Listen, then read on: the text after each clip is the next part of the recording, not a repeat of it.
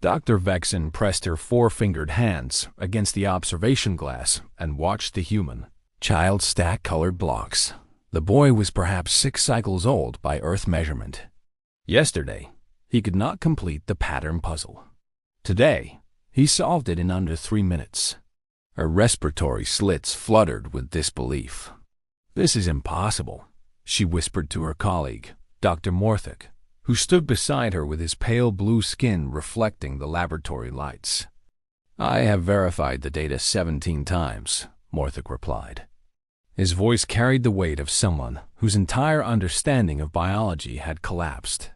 "The neural pathways in his brain have physically reorganized overnight. New connections formed while he slept." Vexen turned away from the glass. She had spent 400 years studying neurological development across the galaxy. She had examined the brains of over 2,000 species. Never had she witnessed anything like this. The Galactic Scientific Council had sent her team to Earth 18 months ago. Their mission was simple: catalog the newly discovered humans and assess their biological capabilities. Every other species in the known universe followed predictable patterns. They were born with fixed neural architecture. Their brains developed during childhood and then stopped. Learning ended when physical maturity began. This was the universal law of conscious beings. Humans broke that law every single day. Dr. Vexen called a young researcher named Turek from across the laboratory. "You need to see Subject 47. Subject 47 was a human female named Margaret Chun. She was 73 years old by Earth standards." Vexen had initially dismissed her as irrelevant to the study. The elderly did not learn. They preserved what knowledge they had gained during development and slowly lost it as their brains degraded. This was true for every species in existence.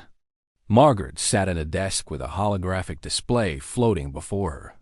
Complex mathematical equations scrolled across the screen. Vexen's translator implant struggled to convert the symbols. "She is studying advanced quantum mechanics," Turek explained. His feathers stood upright with excitement. "She began this course 6 weeks ago. Before that, she had never encountered this level of mathematics." Vexen stared at the old woman. Margaret's face was wrinkled. Her hair had turned white. Her hands trembled slightly as she manipulated the equations. By every biological standard Vexen knew, this brain should be incapable of forming new knowledge pathways. "Her neural scans," Vexen demanded. Turek handed her a data tablet. The images showed Margaret's brain activity. New neural connections glowed like stars being born in a dark void. Pathways that had not existed 2 months ago now burned with electrical activity. "She is creating new synaptic networks," Vexen said slowly. "At 73 years of age." "Yes," Turek confirmed. "And her progress rate is increasing. The more she learns, the faster she becomes at learning."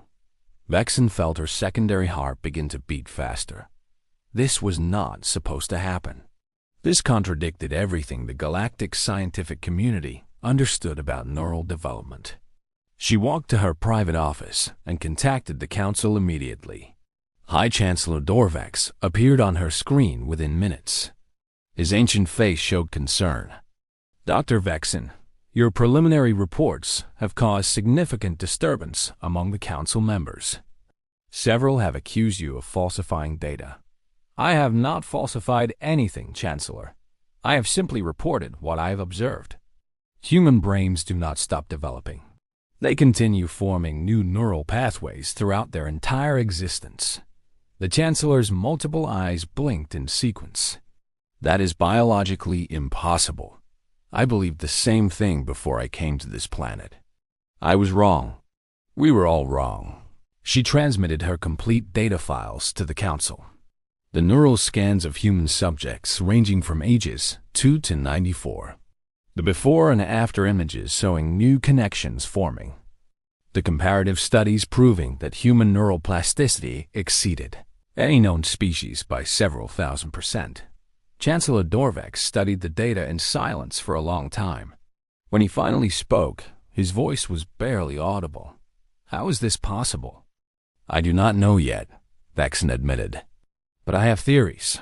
Human evolution took place under extreme conditions. Their planet has earthquakes, volcanic eruptions, ice ages, and massive climate shifts. Their ancestors faced constant environmental change. Perhaps their brains evolved to adapt continuously because survival demanded it. But the implications, the Chancellor said. If they can learn throughout their entire lives, then given enough time. Yes, Vexen finished his thought. Given enough time, a single human could master multiple fields of knowledge that our species cannot comprehend, even with specialized breeding programs. They are not limited to what they learn during youth. They accumulate knowledge indefinitely. The Chancellor ended the transmission without another word. Vexen understood his shock. The Valorian species, to which the Chancellor belonged, stopped learning at age 40. After that, their neural pathways became fixed permanently. They could recall information, but could never truly learn anything new. The same was true for the Turricans, the Morthaki, and every other intelligent species in the galaxy. Humans were different. Humans were terrifyingly different. Over the following months, Vexen expanded her research.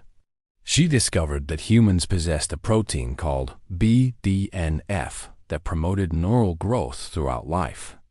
Their brains contained cells called astrocytes that actively supported the formation of new connections. Sleep triggered a process called memory consolidation that strengthened learning and pruned unnecessary data. But biology alone did not explain human adaptability. Their culture amplified their natural abilities. They created educational institutions for every age group. They invented writing systems to preserve knowledge across generations. They developed teaching methods that accelerated learning in ways Vexen had never imagined possible. She interviewed a human man named James, who had changed his entire profession at age 52. He had spent 3 decades as an accountant. Then he decided to become a medical doctor. He studied for 6 years and graduated at the top of his class. "Why did you do this?" Vexen asked him. James smiled in the way humans did when they found a question amusing. "Because I wanted to help people in a different way. Because I got bored doing the same thing. Because I could." "Did you not feel limited by your age?" "Age is just a number," James replied. "The brain is like a muscle. The more you use it, the stronger it gets. I am a better learner now than I was at 20 because I understand how I learn best." Vexen recorded his words carefully. Among her people, the idea of changing careers at middle age was absurd. Their brains could not adapt to entirely new fields after youth. They chose their paths early and followed them until death. Humans chose their paths multiple times. They reinvented themselves constantly. They refused to accept limitations that every other species in the galaxy considered absolute facts of existence. The final phase of her research focused on human children. She observed them in schools, playgrounds, and homes. What she witnessed disturbed her deeply. Human children failed constantly. They fell while learning to walk. They spoke incorrect words while learning language. They made mistakes in mathematics, art, science, and social interaction. By the standards of most galactic species, human childhood was a continuous series of errors. But humans did not view failure as permanent damage. They viewed it as information. Each mistake taught them something. Each failure created an opportunity for neural adaptation. Their brains literally grew stronger from being wrong. "We call it a growth mindset," explained a human teacher named Sarah. "We teach children that intelligence is not fixed. We tell them that hard work and persistence matter more than natural talent. We show them that struggle is not weakness, but the process of becoming stronger." Vexen thought about her own childhood. Among her species, failure was shameful. Children who did not master skills during critical development periods were considered defective. They were given lesser roles in society because their neural pathways had set incorrectly. Humans had no critical periods.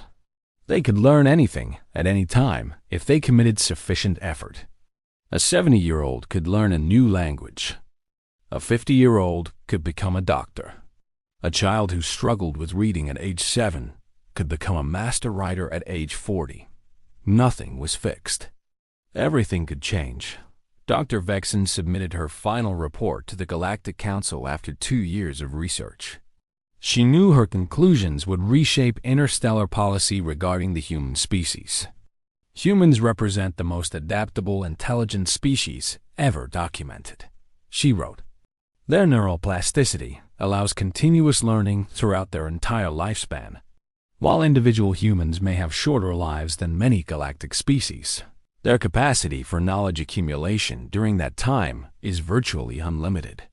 A human who lives for 80 years can master more fields and develop more skills than a Valorian who lives for 500 years. This is because humans never stop growing. They never stop changing. They never stop learning. She paused before writing her final recommendation. I advise the Council to approach humanity with extreme caution and deep respect. They are young among the stars. They have existed as a spacefaring species for only a few of their generations. But they are not limited by the biological barriers that restrict our development. In 1,000 years, they will have accumulated scientific knowledge that took our civilizations 10,000 years to develop. In 5,000 years, they may surpass everything we have ever achieved. Their potential is not fixed at birth. Their potential grows with every passing day. We must decide now whether we want them as friends or rivals, because neutrality will not be possible. A species that can adapt to anything will eventually adapt to everything, including us. The Council received her report with silence. Weeks passed before she received a response. When it came, it was simple. Your research has been classified at the highest level. You will return to Earth and continue your observations indefinitely. You will report directly to the Chancellor. You will tell no one what you have discovered. Vexen understood. The galaxy was not ready to know that the young species from the third planet of an unremarkable solar system possessed the most powerful minds ever evolved. They were not ready to know that human children learned faster than alien adults. They were not ready to know that human elders could master skills that alien youth could never comprehend. Most of all, they were not ready to know that humanity's greatest strength was the one thing every other species lacked: the simple, terrifying ability to grow beyond any limitation. She returned to Earth with a new perspective. She no longer saw humans as subjects to study. She saw them as teachers. She was 427 years old. By her species standards, she could no longer learn. But she had been wrong about so many things. Perhaps she was wrong about that too. She enrolled in a human painting class the following week. The instructor was 81 years old and had only started painting at 65. The other students ranged from teenagers to retirees. All of them were learning. All of them were growing.